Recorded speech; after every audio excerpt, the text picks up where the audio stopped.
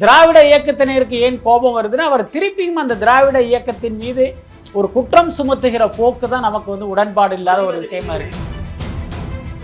இன்னொன்று, கோபி நாயனாருடைய நோக்கம் என்ன? உங்களுடைய பிரச்சனைக்கு தீர்வு வரணுங்கிறது நோக்கமா, அல்லது திமுக அரசை பார்த்தீங்கன்னா நீங்க வந்து ஒரு குற்றவாளி கூண்டில் நிறுத்தணுங்கிறது நோக்கமா? இப்போ மதிவதனியெல்லாம் பார்த்தீங்கன்னா தமிழ்நாட்டுக்கு கிடைத்த ஒரு அரிய பெண்ணாகத்தான் நான் பார்க்குறேன். அவர் ஒரு பொக்கிஷம் போன்றவர். ஸோ அவரையெல்லாம் கூட இந்த விஷயத்தில் இழுக்க வேண்டிய தேவையில்லை அப்படின்னு தான் நான் நினைக்கிறேன். அதே நேரம் மாடல் தானே சார் இங்க அரசாங்கத்தை அப்படிதான் இவங்க கிளைம் பண்றாங்க. இல்ல, அதாவது நல்லா புரிஞ்சுங்க, இங்கு நடப்பது திராவிட மாடல் அரசாக இருந்தாலும் இங்கு நடக்கிற ஒரு கொலைக்கும் அந்த திராவிடம் தான் காரணம்னு நம்ம சொல்லிட முடியுமா? இது ஒரு நரேட்டிவா செட் பண்ணப்படுதா இல்ல உண்மையுமே கலை யதார்த்தம் அப்படி இருக்கு? இல்ல, உண்மைதானே. இன்றைக்கு பாத்தீங்கன்னா ஒடுக்கப்பட்ட மக்களுக்கு எதிரான ஒரு மனநிலை வந்து இங்குள்ள பல சாதியினருக்கு இருக்குங்கிறது யதார்த்தம், உண்மை.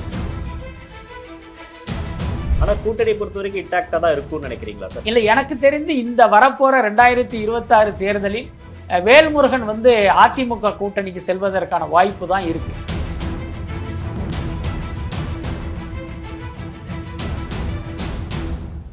சார் வணக்கம். வணக்கம். அறம் படத்தோட இயக்குனர் கோபி நயினாரோடைய சமீபத்திய பேட்டி வந்து வைரலா போயிட்டு இருக்கு. அவர் கிட்டத்தட்ட கரடிப்புத்தூர் இஷ்யூல இருந்து எடுத்து பேசிட்டு இருக்காரு. அந்த பேட்டியில அவர் நிறைய கேள்விகளை அரசாங்கத்தை நோக்கி கேட்கிறாரு. திராவிடத்துக்காக பேசுறீங்க, திராவிட மக்களுக்காக நீங்க பேசுறீங்களா அப்படின்றது மட்டும் இல்லாம திராவிட இயக்க பேச்சாளர்களையும் என்னை வந்து நீங்க அவமானப்படுத்துறீங்க அப்படின்ற விஷயத்தையும் பேசியிருக்காரு. இந்த விவகாரத்தை நீங்க எப்படி சார் பாக்குறீங்க? அந்த கோபி நயினார் குறித்த இந்த சர்ச்சை வந்து நானும் கொஞ்சம் அப்படியே கவனிச்சுக்கிட்டு தான் வர்றேன். அவர் பார்த்தீங்கன்னா ஒரு குறிப்பிட்ட ஏரியாவில், நீங்கள் சொல்கிற அந்த கரடிப்புத்தூர் ஏரியாவில் அந்த ஒடுக்கப்பட்ட மக்களுக்கு நியாயம் கிடைக்கல அப்படிங்கிறதுக்காக அவர் போராடுறாரு. அது தொடர்பாக தான் இந்த மாதிரியான கருத்துக்களை எல்லாம் சொல்லியிருக்காரு. அது கோபி நயினாருடைய கருத்து நியாயமானது அப்படின்னு தான் நான் நினைக்கிறேன். என்னென்னா, இந்த விஷயம் மட்டும் இல்லை, வேறு பல விஷயங்களிலும் கோபி நயினார் வந்து மக்களுக்காக வந்து களத்தில் நின்னதெல்லாம் நான் பார்த்துருக்கேன். இன்னொன்று, தனிப்பட்ட முறையில் அவருடைய நண்பரும் கூட. ஸோ அவருடைய ஒவ்வொரு செயல்பாடுகளையுமே நான் கவனிச்சுக்கிட்டு தான் இருக்கேன். அப்படி இருக்கும்போது அந்த மக்களுடைய கோரிக்கையை அரசாங்கம் நிராகரிக்கும் போது, அல்லது அதை ஏற்காமல் போராடியவர்கள் மீதே வழக்கு தொடுப்பது போன்ற ஒரு விஷயத்தை பண்ணும்போது, அப்போ கோபி நயினாருக்கு ஏற்படுகிற கோபங்கிறது நியாயமானது தான். அதை வந்து நம்ம நிச்சயமாக நிராகரிக்கவே முடியாது. அதே நேரம் எனக்கு என்ன கேள்வி அப்படின்னா, நீங்கள் திமுக அரசு மீது உங்களுக்கு கோபம் இருந்தால் நீங்கள் நேரடியாக திமுக அரசை எப்படி வேணாலும் விமர்சிக்கலாம், தப்பு கிடையாது. இந்த இடத்துல நீங்கள் ஏன் திராவிடம் அப்படிங்கிற ஒரு விஷயத்தை எடுத்துகிட்டு வந்தார் அப்படிங்கிறது தெரியல. அதுதான் இன்றைக்கு கோபி நயினார் மீது இவ்வளவு பெரிய சர்ச்சைகளும் விமர்சனங்களும் வந்ததுக்கு முக்கியமான காரணம்னு நினைக்கிறேன். இப்போ உதாரணத்துக்கு இந்த விஷயத்தில் திமுக அரசு வந்து எதுவுமே செய்யலை, திமுக அரசு மக்களை வஞ்சிக்கிறது, திமுக அரசு ஒடுக்கப்பட்ட மக்களுக்கு எதிராக இருக்கு அப்படிங்கிற ஒரு கருத்தை முன்வைத்தால் அந்த கருத்தை இன்றைக்கு கோபி நயினாரை எதிர்ப்பவர்களும் கூட ஏற்றுக்கொள்வதற்கு வாய்ப்பு இருக்கு. ஆனால் இவர் வந்து திமுக அரசை எதிர்க்கிற பெயரில் திராவிடத்தை போய் டச் பண்ணும்போது, இப்போ பெரியாரிய இயக்கத்தை சேர்ந்தவர்கள் எல்லாமே கோபி நயினாரை பார்த்தீங்கன்னா ஒரு எதிரியாக பாவித்து அவருக்கு எதிராக ஒரு வன்மத்தை வந்து கக்கிட்டு இருக்காங்க. இந்த விஷயத்தை வந்து கோபி நயினார் தவிர்த்திருக்கணும் அப்படிங்கிறது என்னுடைய கருத்து.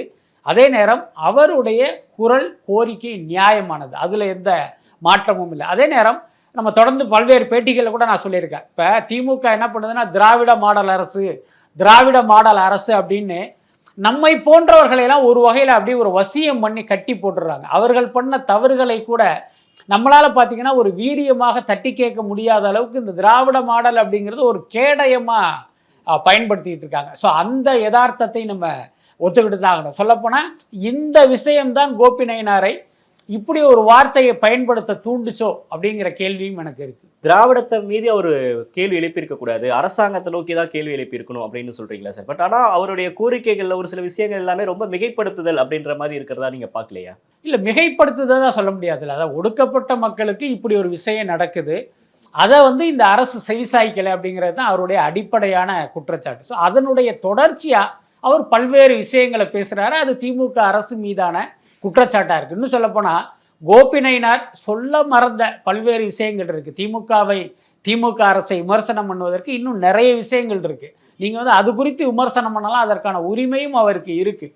ஆனால் அதை வந்து ஒரு மிகைப்படுத்தியது அல்லது ஒரு வன்மத்தோடு சொல்லப்படுகிற குற்றச்சாட்டு அப்படின்லாம் நம்ம அதை வந்து பிராண்ட் பண்ண வேண்டிய அவசியம் இல்லைன்னு நினைக்கிறேன். பட் நான் இந்த விஷயத்தை கவனித்த வரையில் அவர் செய்த பிழையாக நான் நினைப்பது திராவிட அரசு அப்படின்னு சொல்லிக்கிட்டு இவங்க மக்களை ஏமாத்துறாங்க. அது ஓரளவுக்கு உண்மைதான். இவர் அந்த விஷயத்தை டச் பண்ணாமல் இருந்திருந்தா நல்லா இருக்கும் அப்படின்னு தான் நான் தலித் மக்கள் மீது தொடர்ந்து ஒரு வன்முறை நடக்குது. இங்க வந்து தலித்துகளுக்கு பாதுகாப்பே இல்ல. இப்ப அந்த பேட்டியில கூட அவரு வேங்கவேல் விஷயத்த மீண்டும் மீண்டும் குறிப்பிட்டு பேசுறாரு. யாரு பாதிக்கப்பட்டாங்களோ அவங்களே வந்து நீங்க குற்றவாளியா வந்து முன்னிறுத்துறீங்க அப்படின்னு அந்த விஷயத்தையும் கையில் எடுத்து பேசுறாரு. அப்படின்றப்ப இது ஒரு நரேட்டிவா செட் பண்ணப்படுதா இல்ல உண்மையாலுமே கலை யதார்த்தம் அப்படி இருக்கு? இல்ல உண்மைதானே. இன்றைக்கு பார்த்தீங்கன்னா ஒடுக்கப்பட்ட மக்களுக்கு எதிரான ஒரு மனநிலை வந்து இங்குள்ள பல சாதியினருக்கு இருக்குங்கிறது யதார்த்தம், உண்மை.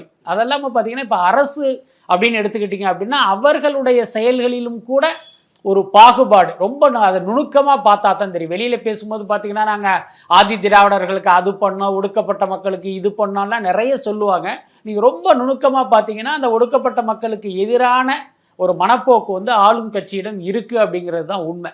உதாரணத்துக்கு ஒரு பெரிய உதாரணமாக நம்ம சொல்ல வேண்டியது வேங்கைவேல் விவகாரம் தான். இப்போ அரசு நினைத்தால் அதில் சம்பந்தப்பட்ட குற்றவாளியை என்றைக்கோ தண்டித்திருக்க முடியும். ஆனால் அந்த விஷயத்தில் அரசனுடைய செயல்பாடு அப்படிங்கிறது மிக மிக மோசமாக இருந்தது, ஆமை வேகத்தில் இருந்தது. இன்னும் வெளிப்படையாக சொல்லணும்னா விஜய் வேங்கைவேலுக்கு வரப்போறாரு அப்படிங்கிற விஷயம் தெரிந்த பிறகு தான் இவர்களை 2 பேரை கொண்டாந்து நிறுத்தி இவர் தான் அந்த குற்றவாளி அப்படின்னு வச்சாங்க. ஆனால் ஒடுக்கப்பட்ட மக்கள் மீது உண்மையிலேயே இந்த அரசுக்கு அக்கறை இருந்திருந்தால் வேங்கைவேல் போன்ற பல்வேறு சம்பவங்களில் இவர்கள் ஒரு நியாயமான நடவடிக்கை எடுத்திருக்க முடியும். அதை செய்யாததை வைத்தே புரிஞ்சுக்கலாம் இவர்களுக்கும் அந்த பாகுபாடு இருக்கு அப்படிங்கிறது. இப்போ ஒரு அரசாங்கம் அப்படின்றத தாண்டி இப்போ ஒரு சமூகம் அப்படின்னாலே இங்க வந்து ஜாதிகள் வந்து எல்லாத்துக்கும் புறையோடி போயிருக்கு. எல்லாரும் மனசுக்குள்ளேயும் ஒரு ஜாதிய வன்மம் அப்படின்றது இருக்கதான் செய்யுது. அப்ப அதை வந்து அரசாங்கம் டக்குனு ஒரு கலைஞ்சிட முடியுமா, ஒரு நடவடிக்கை எடுத்துட முடியுமா? அப்ப இது ஒரு சமூக சிக்கல் தானே. இப்ப இந்த சமூகத்துக்கு எதிராக இது மாதிரி ஜாதி வேணாம் அப்படின்னு தானே இங்க திராவிடம் பேசுறாங்க, திமுக பேசுது, ஈவன் அதிமுக அதே நிலைப்பாட்டில் தான் இருக்காங்க. அதை கோபி நாயனார் கேள்வி கேட்கறது எப்படி சரியா இருக்கும்? அதாவது இந்த சாதி வந்து நீங்கள் சொல்கிற மாதிரி புறையோடி போயிருக்கு, அது அவ்வளோ சீக்கிரம் எதுவும் பண்ண முடியாதுங்கிறதெல்லாம் உண்மைதான். அதே இந்த அரசுக்கு இது போன்ற நடைமுறை சிக்கல்களை மனதில் வைத்து இவர்களுடைய நடவடிக்கையில் ஒரு சுணக்கம் இருக்குது, ஒரு தயக்கம் இருக்குது, நான் அதை கூட ஓரளவுக்கு நியாயப்படுத்திக்கலாம். ஆனால் இங்கே இருக்கிற அரசுகள் திமுகவும் சரி அதிமுகவும் சரி இது போன்ற விஷயங்கள் முக்கியமாக ஒடுக்கப்பட்ட மக்களுக்கு ஒரு அநீதி இழைக்கப்படும் போது அவர்களுக்கு நீதி கிடைக்கணும் அப்படின்னு முழு மனதோடு இவர்கள் செயல்படாமல் இருப்பதற்கு இந்த சிக்கல் மட்டும் காரணம் கிடையாது. என்னன்னா மற்ற சாதிகளுடைய வாக்குகளை மனசில் வச்சு தான் இவங்களுடைய நடவடிக்கையே இருக்குது. இப்போ ஒடுக்கப்பட்ட மக்களுக்கு ஆதரவாக நம்ம ஒன்று பண்ணோம் அப்படின்னா அந்த பெரும்பான்மை சாதிக்காரங்களுடைய கோபத்துக்கு ஆளாக நேரும். அப்போ தேர்தல் நேரத்தில் அவர்கள் நமக்கு எதிராக வாக்களித்தால் நம்முடைய வெற்றி பாதிக்கப்படும், நம்மளால் ஆட்சி அதிகாரத்துக்கு வர முடியாது, அல்லது நம்முடைய ஆட்சி அதிகாரம் பறி போயிடும். ஸோ இந்த மாதிரியான காரணங்களாலும் இந்த மக்கள் வந்து நிராகரிக்கப்படுகிறார்கள், புறக்கணிக்கப்படுகிறார்கள் அப்படிங்கிறது தான் உண்மை. அது வந்து ஒரு தவறான அணுகுமுறை தானே. திராவிட இயக்கம் அப்படின்னு நம்ம பேசுகிறோம், பெரியாரிஸ்ட் அப்படின்னு பேசுகிறோம். கடவுள் மறுப்பு மட்டும் தான் பெரியாரியமா? இங்கே நீங்கள் மணலத்தில் திருட்டுறீங்க, அது பேர் பெரியாரியம் இல்லையா அப்படின்னு அந்த ஒரு கேள்வியும் நோக்கி எழுப்புறாரு இல்லையா? அந்த கேள்வியை எப்படி பார்க்குறீங்க? இல்லை, அந்த கேள்வி சரியானது தான். அதாவது இங்கு நடக்கிற மணல் கொள்ளை குறித்து கோபி நாயனார் கேட்குற கேள்வி என்பது சரியான கேள்வி தான், அதில் மாற்றம் இல்லை. அதே நேரம் மணல் கொள்ளை அடிப்பவன் எல்லாமே பெரியாரிஸ்டுகளா அப்படிங்கிற ஒரு கேள்வியை நாம் எழுப்ப வேண்டியது இருக்குது. என்னென்னா கோபி நாயனார் எழுப்புறது என்ன அப்படின்னு கேட்டிங்கன்னா, இப்போ இந்த மணல் கொள்ளை அடிப்பதும் வந்து திராவிடமா இதுவும் பெரியாரியமான்னு கேட்கும்போது பார்க்குறவங்க என்ன நினச்சிருவாங்கன்னா இதை செய்கிறது எல்லாமே பெரியாரிஸ்டுகள் தான், இதை செய்வது எல்லாமே திராவிட சிந்தனையாளர்கள் தான் அப்படிங்கிற ஒரு தோற்றம் ஏற்பட்டுரும். நான் என்ன சொல்கிறேன், இங்கு நடக்கிற விஷயங்களை விமர்சனம் பண்ணுறதுக்கு முழு உரிமை இருக்குது, சொல்லப்போனால் அது நம்முடைய கடமையும் கூட. ஸோ இந்த விஷயத்தில் கோபி நாயனார் வாய்ஸ் அவுட் பண்ணுறது நம்ம வரவேற்கிறோம். ஆனால் இங்கு நடக்கிற தவறுகள் எல்லாத்தையுமே நீங்கள் வந்து ஒரு திராவிடம் பெரியாரியம் அப்படிங்கிற அந்த லேபிளை ஒட்டி கொண்டு வரணுமா அப்படிங்கிறது போகாம பேசியிருக்கணும். நிச்சயமாக இங்க நடக்கிற தவறுகளை சுட்டி காட்டுகிற உரிமை அவருக்கு இருக்கு. இன்னும் சொல்ல போனா அதை நாமெல்லாம் வரவேற்கிறோம். அதே நேரம் மாடல் தானே சார் இங்க அரசாங்கத்தை அப்படிதான் இவங்க கிளைம் பண்றாங்க. இல்ல, அதாவது நல்லா புரிஞ்சுங்க, இங்கு நடப்பது திராவிட மாடல் அரசாக இருந்தாலும் இங்கு நடக்கிற ஒரு கொலைக்கும் அந்த திராவிடம் தான் காரணம்னு நம்ம சொல்லிட முடியுமா? இங்கு நடக்கிற குற்றங்களுக்கும் திராவிட சித்தாந்தம் தான் காரணம்னு சொல்லிட முடியுமா? அப்போ கோபி நாயனார் போன்ற ஒரு சிந்தனைவாதிகள் இப்படி பேசும்போது அது மக்கள் கிட்ட பார்த்தீங்கன்னா வேறு மாதிரியான ஒரு அர்த்தத்தை கொடுத்துரும். என்னன்னா இன்னைக்கு பாஜக காரன் எதிர்ப்பதே பார்த்தீங்கன்னா திராவிட சித்தாந்தத்தையும் திராவிட இயக்கங்களையும் தான். அப்போ நீங்களும் இப்படி ஒரு குற்றச்சாட்டை முன்வைக்கும் போது ஒரு பாமர மக்கள் என்ன நினச்சிருவாங்கன்னா, அடடா அப்போ பாஜக சொல்றது சரிதான் போல இருக்கு, இப்போ கோபி நாயனார் சொல்றாரு அப்போ உண்மைதான் போல இருக்குன்னு அவங்க அந்த மாதிரி புரிந்து கொள்ளும் அபாயம் இருக்குது. அதனால தான் சொல்கிறேன், இங்கே இருக்கிற விஷயங்களை இவர் விமர்சிப்பது தப்பே கிடையாது, இன்னும் தொடர்ந்து விமர்சிக்கட்டும். ஆனால் அதை வந்து நீங்கள் ஒரு திராவிட இயக்கம் திராவிட சித்தாந்தம் அப்படிங்கிற ஒரு லேபிளை வந்து ஒட்ட வேணாம் அப்படிங்கிறது தான் நம்முடைய வேண்டுகோள். இன்னொரு அந்த பேட்டியில் இன்னொரு முக்கியமான விமர்சனம் வைக்கிறார் சார். அந்த விமர்சனம் தான் இன்னைக்கு ட்விட்டர்ல இருந்து எல்லா இடத்துலையும் பெருசா பேசப்பட்டுட்டு இருக்கு. இங்க வந்து திராவிடத்துக்கு ஒரு பிரச்சனைனா நிறைய பேர் பேசுறாங்க, நிறைய இயக்கத்துல இருந்து வந்து பேசுறாங்க. ஆனா திராவிட மக்களுக்கு ஒரு பிரச்சனை குறிப்பா தலித்துக்கு ஒரு பிரச்சனைனா நீங்க பேசுறீங்களா, வேங்கவேலுக்கு பேசியிருக்கீங்களா அப்படின்னு ஒரு சில பேரோட குறிப்பிட்டெல்லாம் அவர் வந்து விமர்சனத்தை முன்வைக்கிறாரு. இந்த விமர்சனம் இப்போ வந்து அது எப்படியா மாறுது அப்படின்னா, கோபி நயினார் வந்து ஏன் பாஜக குரல்ல பேசுறாரு, ஈவன் அது ரஞ்சித் பேசுறப்பமே ஆம்ஸ்டாக்கோட எப்ப ரஞ்சித் அவர்கள் கேட்ட கேள்வியும் அதை விமர்சனக்குள்ளானுச்சு. தலித் வந்து ஒரு முதல்வராக ஆகக்கூடாதா அப்படின்னு விசிகா சைட்ல இருந்து அப்போது இருந்த ஆதவர்ஜுனா கேட்கப்பட்ட கேள்விக்கும் அதே சாயம் பூசப்பட்டுச்சு. இப்ப மீண்டும் கோபி நயினார் மலையும் அதே இது வைக்கப்படுது இல்லையா? இதை எப்படி நம்ம புரிஞ்சுக்க வேண்டியது? அதாவது ஒடுக்கப்பட்ட மக்களுக்கு வந்து ஒரு ஒரு வருத்தம், ஒரு எண்ணம் இருக்கு. அதை வந்து நம்ம நிச்சயமா மறுக்க முடியாது. என்னன்னா, நீங்க உங்களுக்கு ஒரு பழைய சம்பவத்தை ஞாபகப்படுத்த விரும்புகிறேன். ஒரு கூட்டத்தில் அமீர் வந்து தமிழர் இயக்கம் அப்படின்னு பேசும்போது அதே மேடையில் இருந்த ரஞ்சித் போய் வந்து அவர் பேசுகிறத குறுக்கிடுறாரு. நீங்கள் இந்த மாதிரிலாம் பேசாதீங்க, இப்போ ஒடுக்கப்பட்ட மக்கள் எங்களுக்கு ஒரு பிரச்சனை அப்படின்னா நீங்கள் வர்றீங்களா, இன்னும் சொல்லப்போனால் இங்கே இருக்கிற தமிழர்களால் தான் எங்களுக்கே பிரச்சனை வருது. அப்படி இருக்கும்போது நீங்கள் ஏன் பொய்யா வந்து தமிழர் அப்படிங்கிற ஒரு பிம்பத்தை கட்டமைக்க விரும்புகிறீங்க? இங்கே சாதி ரீதியாக தானே எல்லாமே பிரிஞ்சிருக்கு, ஒடுக்கப்பட்டவன் தலித்துன்னு தானே எங்களை நீங்கள் தள்ளி வச்சுருக்கீங்க. அப்படி இருக்கும்போது இது போன்ற மேடைகளில் மட்டும் தமிழர்னு நீங்கள் ஒரு பொய்யான விஷயத்தை எதுக்கு கொண்டு வரீங்கிற மாதிரி ஒரு குறுக்கீடு செய்தது உங்களுக்கு ஞாபகம் இருக்குன்னு நினைக்கிறேன். கிட்டத்தட்ட அதனுடைய இன்னொரு வெர்ஷனாகத்தான் இன்னைக்கு கோபி நயினாரும் பேசுகிறாருன்னு நினைக்கிறேன். நீங்கள் தமிழர்னு பேசினாலும் சரி, திராவிடம்னு பேசினாலும் சரி, ஆனால் ஒடுக்கப்பட்ட தலித் மக்களை பார்த்தீங்கன்னா நீங்கள் தனியாக தான் பிரித்து வச்சுருக்கீங்க. அவங்களோட பெயினை வந்து அரசாங்கமோ இல்லை பேசுகிறவங்களோ அதை வந்து சரியாக புரிஞ்சிக்கல, அல்லது அந்த வழியை வந்து நம்ம உணரல அப்படின்னு இடத்துல இருந்து அணுக வேண்டியது இருக்கு. இல்லை, புரிஞ்சுக்கலன்னு சொல்ல முடியாது. புரிந்து கொண்டதால் தான் பல பேர் வந்து ஒடுக்கப்பட்ட மக்களுக்கு ஒரு ஆதரவான நிலைப்பாட்டையும் அந்த மக்களுக்கான ஒரு போராட்டத்தை முன்னெடுக்கிறாங்க. அதில் எந்த மாற்றமும் இல்லை. அதே நேரம் அந்த வழியை உணர்ந்தார்களா அப்படின்னா அது வந்து ஒரு கேள்விக்குரிய விஷயம்தான். என்னன்னா, அந்த வழியை இவர்கள் கற்பனையாக வேணாலும் உணர்ந்திருக்க முடியுமே தவிர அந்த வழியை வந்து 100% இவர்கள் அனுபவித்திருக்க முடியாது. இப்போ நான் சொல்றது உங்களுக்கு புரியும்னு நினைக்கிறேன். ஒரு ஒடுக்கப்பட்ட சமூகத்தில் பிறந்த ஒருவனுக்கு தான் அவன் பட்ட அவமானமும் வேதனையும் வலியும் உண்மையா தெரியும்.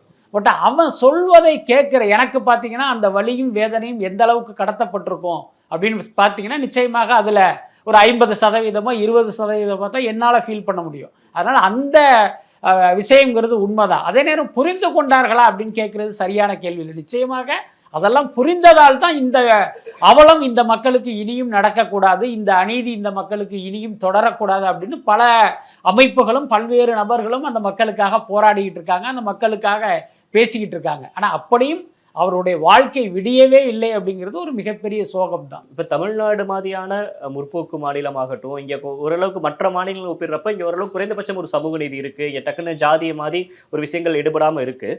ஆனால் அவர் பேசுகிறப்ப ஒரு வார்த்தையை குறிப்பிடுறாரு, இங்கே வந்து ஒரு ஜனநாயகவாதியாக ஒரு தலித் வந்து ஜனநாயக சிந்தனையோட கேள்விகளை கேட்டால் உங்களுக்கு கோவம் வருது, திராவிட இயக்கங்களுக்கு வந்து அது பயங்கரமாக எரிச்சலை உண்டாக்குது அப்படின்ற ஒரு வார்த்தையை பயன்படுத்துறாரு சார். இது அதான் இங்கே திருப்பி அதே தான் வர்றேன். இப்போ நான் என்ன கேட்குறேன், ஒரு பாரதிய ஜனதா கட்சியை நோக்கி இப்படி ஒரு கேள்வி கேட்டா அவர்களுக்கு கோபி நயினார் மீது கோபம் வராதா?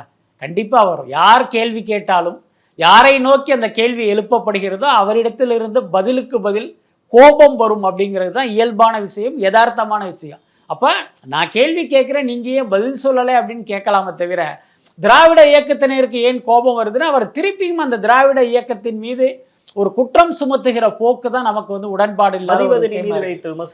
இல்ல, தனிப்பட்ட முறையில் நம்ம யார் பேர் குறித்து பேச வேண்டியதில்லை. இப்போ மதிவதனியெல்லாம் பார்த்தீங்கன்னா தமிழ்நாட்டுக்கு கிடைத்த ஒரு அரிய பெண்ணாகத்தான் நான் பார்க்குறேன். அவர் ஒரு பொக்கிஷம் போன்றவர். ஸோ அவரையெல்லாம் கூட இந்த விஷயத்தில் இழுக்க வேண்டிய தேவையில்லை அப்படின்னு தான் நான் நினைக்கிறேன். இன்னொன்று, திராவிட இயக்கத்தை சேர்ந்தவர்களும் சரி, திராவிட சித்தாந்தம் கொண்டவர்களும் சரி, திமுக அரசுக்கு பார்த்தீங்கன்னா ஒரு பாதுகாவலர்களாக பக்க பலமாக இருக்காங்க. அப்படி இருக்கும்போது அந்த அரசை நோக்கி நீங்கள் குற்றச்சாட்டு வைக்கும் போது அங்கிருந்து எதிர்வினை வருங்கிறது ரொம்ப இயல்பானது தான். அது கோபி நயினார் வைத்தா மட்டும் இல்லை, யார் வைத்தாலும் அவர்கள் எதிர்வினை ஆற்றுவார்கள். இதெல்லாம் தெரிந்த விஷயம்தான்.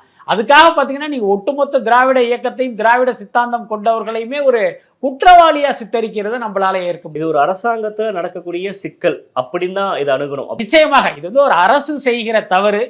இன்னொன்று, கோபி நயினாருடைய நோக்கம் என்ன? உங்களுடைய பிரச்சனைக்கு தீர்வு வரணுங்கிறது நோக்கமா, அல்லது திமுக அரசை பார்த்தீங்கன்னா நீங்கள் வந்து ஒரு குற்றவாளி கூண்டில் நிறுத்தணுங்கிறது நோக்கமா அப்படிங்கிற ஒரு கேள்வியை கேட்கணும். உங்களுக்கு வந்து இந்த பிரச்சனையெல்லாம் சால்வ் ஆகணும் அப்படின்னு நினச்சா அதற்கு நிறைய வழிகள் இருக்குது. அதைத்தான் நம்ம ஃபாலோ பண்ணணுமே தவிர இந்த மாதிரியான விஷயங்களில் ஒரு திமுகவை முக்கியமாக திராவிட மாடல் என்று சொல்லி கொண்டிருக்கிற திமுக அரசு அப்படின்னு நீங்கள் அழுத்தம் திருத்தமாக அந்த மாதிரியான ஒரு டோன் எடுக்க வேண்டிய தேவையில்லை அப்படின்னு தான் நினைக்கிறேன். இப்போ கோபி நயினாரை பொறுத்த வரைக்கும் விசிகாவிலையுமே அவர் பயணிச்சிருக்காரு, மாவட்ட செயலாளராக கூட இருந்திருக்காரு சார். இப்போ அவருடைய பேட்டி ஒன்று வெளியாகுது. அது வந்து திராவிடம் தலித்தியம் அப்படின்றதுக்கான ஒரு சித்தாந்த மோதலாகவும் அவர் கேள்விகள் எழுக்கிறாரு அப்படின்றப்ப இதில் விசிகாவோட நிலைப்பாடு என்னவா சார் இருக்கும்? அவர் யார் பக்கம் நிற்பாங்க அப்படின்ற ஒரு கேள்வி இருக்கு இல்லையா? இல்லை, விசிகா யார் பக்கம் நிற்பாங்க அப்படிங்கிற கேள்விக்கு எப்படி பதில் சொல்றதுன்னு தெரியல. மீன்ஸ் அவங்களோட நிலைப்பாடு என்னவா இருக்குன்னு இல்லை இன்னொன்று, இப்போ விசிகாவுடைய சமீப கால நடவடிக்கைகள்லாம் பார்க்கும்போது அது திமுகவுடைய ஒரு அணியாகத்தான ஒரு சார்பு அணியாகத்தான் அந்த கட்சி இருக்கு. அதனால இந்த விவகாரத்தில் கோபி நயினார் மீது நியாயம் இருந்தாலும் கூட அவர் திமுகவை விமர்சனம் செய்ததால் விசிக வந்து நிச்சயமாக கோபி நயினார் பக்கம் நிற்பதற்கு வாய்ப்பில்லை அப்படின்னு தான் நான் நினைக்கிறேன். ஏன்னா பல்வேறு சம்பவங்களை நம்ம பார்த்துக்கிட்டு இருக்கோம். வேங்கை வயல் உட்பட இப்போ திமுகவுக்கு ஒரு நெருக்கடியான, திமுகவுக்கு ஒரு சிக்கலை ஏற்படுத்துகிற விஷயம் என்றால் விசிக பார்த்தீங்கன்னா அப்படி நடுநிலை வகித்திருவார்கள். அப்படி இல்லைன்னா திமுகவுக்கு ஒரு சார்பான ஒரு நிலைப்பாடை எடுக்கிறத தான் நம்ம பார்த்துக்கிட்டு இருக்கோம். அதனால் இந்த விஷயத்திலும் கூட கோபி நயினார் பக்கம் இவர்கள் நிற்பதற்கு வாய்ப்பு இல்லை. இதை நீங்க பேசிட்டு இருக்கப்போ கூடுதலான இன்னொரு கேள்வி சார். நேற்று சட்டமன்றத்தில் வேல்முருகன் அவர்கள் கோபமா பேசினாரு, வெளியே வந்துட்டும் ப்ரெஸ் மீட் பண்ணாரு. முதலமைச்சரே நீங்க வந்து வேல்முருகனோட செயல்பாடு எனக்கு வந்து ஏற்றுக்கொள்ளக்கூடிய அளவில் இல்லை, அவர் பேசுனது அவை குறிப்பிலேருந்து நீக்குங்கன்னு பேசியிருக்காங்க. என்ன சார், வேல்முருகன் ஆரம்பத்துலேருந்து ஒரு முரண்பட்டுட்டே இருக்காரு திமுகவோட. அதாவது வேல்முருகன் வந்து தமிழக வாழ்வுரிமை கட்சின்னு தனியாக ஒரு கட்சி வைத்திருந்தாலும் உதயசூரியன் சின்னத்தில் போட்டியிட்டு இன்னைக்கு சட்டமன்ற உறுப்பினராக இருக்கார். கடந்த 4 வருடங்களாக ஒரு திமுகவுடைய அனுசரணையாக சொல்லப்போனால் ஒரு திமுக உறுப்பினர் மாதிரி தான் அவருடைய செயல்பாடுகள்லாம் இருந்தது. அதே நேரம் சமீப காலமாக அவருக்கு வந்து திமுக மேலிடம் மீது ஏதோ ஒரு அதிருப்தி, அது என்னங்கிறது உள்ள நம்ம போக வேண்டியதில்லை, ஆனால் ஏதோ ஒரு அதிருப்தி ஏற்பட்டு கடந்த சில மாதங்களாக தன்னுடைய அதிருப்தியை பல்வேறு வகையில் வந்து அவர் வெளிப்படுத்திக்கிட்டே இருந்தார். அதையும் நம்ம கவனிச்சுக்கிட்டு தான் இருந்தார். மிக சமீபத்தில் நடந்த விஷயம் என்னன்னா, அப்பாவு மீது அதிமுக ஒரு நம்பிக்கையில்லா தீர்மானம் கொண்டு வருவது குறித்து வேல்முருகன் கிட்ட கருத்து கேட்கும்போது அவர் வந்து இந்த விஷயத்தில் வந்து நான் அதிமுகவை ஆதரிக்கிறேன், அப்பாவுக்கு வந்து அந்த மாதிரி தான் பண்ணுறாரு அப்படின்னு ஒரு கருத்தை சொல்லியிருந்தார். அப்போவே நான் யோசித்தேன், ஸோ இவர் இப்படி ஒரு கருத்து சொல்கிறார் அப்படின்னா இவர் திமுக கூட்டணியை விட்டு வெளியேறுவதற்கான ஒரு சூழலாக இதை பயன்படுத்த பார்க்குறாரு. அப்போ இதுக்கு வந்து திமுக நிச்சயமாக ஒரு கடுமையான எதிர்வினையாற்றும் அப்படின்னு எதிர்பார்த்தா கிட்டத்தட்ட அதுதான் அன்னைக்கு நடந்தது. ஏன்னா இவருக்கு பேசுவதற்கான வாய்ப்பு மறுக்கப்பட்டு அது தொடர்பாக சபாநாயகர் வந்து இவருக்கு எதிராக இவரை கண்டிப்பது போல் கருத்து சொல்கிறது, அப்புறம் சேகர் பாபு வந்து இவரை கண்டிப்பது போல் கருத்து சொல்வது அப்படின்னு இன்றைக்கி அது ஒரு பெரிய இஷ்யூவாக மாறி இருக்கு. பட் இதே போன்ற சம்பவங்கள் கடந்த காலங்களில் நடந்த போதெல்லாம் அமைதியாக இருந்த வேல்முருகன் இன்னைக்கு பார்த்தீங்கன்னா ஒரு பெரிய அளவில் சீறுவதை பார்க்கும்போது எனக்கு 2 விஷயம் தான் தோணுச்சு. ஒன்று, இவர் திமுக கூட்டணியிலிருந்து வெளியில் போகிறாரு, இதையெல்லாம் காரணமாக பயன்படுத்த போகிறார் அப்படிங்கிறது ஒரு விஷயம். இன்னொன்று என்னன்னா, இன்னைக்கு நாம் தமிழர் கட்சி கலகலத்து போய் அந்த கட்சியினுடைய நிர்வாகிகள்லாம் பல்வேறு கட்சியில் சேர்ந்துக்கிட்டு இருக்காங்க. அது தாவாக்காவும் ஒன்று. ஜெகதீஷ் பாண்டியன் இங்கே தான் வந்திருக்காரு. ஆக நாம் தமிழரிலிருந்து வருகிற பல நிர்வாகிகள், முன்னாள் நிர்வாகிகள் எல்லாமே தமிழக வாழ்வுரிமை கட்சியை நோக்கி வர்றாங்கிறதுனால ஸோ இனி வந்து நாமும் சீமானை போல் ஒரு குரலை உயர்த்தி ஒரு அட்டென்ஷன் சீக்கிங் பண்ணணும் அப்படிங்கிற ஒரு முடிவெடுத்து இந்த மாதிரி செயல்படுகிறாரோ அப்படின்னு எனக்கு தோணுது. ஆனால் கூட்டணி பொறுத்த வரைக்கும் இன்டாக்டாக தான் இருக்கும்னு நினைக்கிறீங்களா சார்? இல்லை, எனக்கு தெரிந்து இந்த வரப்போகிற 2026 தேர்தலில் வேல்முருகன் வந்து அதிமுக கூட்டணிக்கு செல்வதற்கான வாய்ப்பு தான் இருக்குது. என்னென்னா இப்போ அவரே சொல்கிறார்ல, இனிமேல் இந்த ஒரு சீட்டு கொடுத்தெல்லாம் எங்களை வந்து நீங்கள் விலைக்கு வாங்க முடியாதுங்கிற ரேஞ்சில் என்னென்னமோ பேசிக்கிட்டு இருக்காரு. ஏன்னா அந்த கட்சியை பொறுத்த வரைக்கும் அது ஒரு சீட்டு கட்சி தான். ஆக திமுக கூட்டணியில் 2026 சட்டமன்ற தேர்தலில் இந்த கட்சி நீடித்தாலும் ஒரு தொகுதி தான் இவர்களுக்கு ஒதுக்கப்படும். அதுவும் உதயசூரியன் சின்னத்தில் போட்டியிடுகிற ஒரு சூழல் தான் உருவாகும். அதே நேரம் நீங்கள் அதிமுக கூட்டணிக்கு போனால் 1க்கு மேற்பட்ட தொகுதிகள் கிடைப்பதற்கு வாய்ப்பு இருக்குது. அதனால் நிச்சயமாக அதிமுக கூட்டணிக்கு தான் செல்வார் அப்படின்னு நான் நினைக்கிறேன். என்ன நடக்குது அப்படிங்கிறத பொறுத்து வந்து பார்க்கலாம் சார்.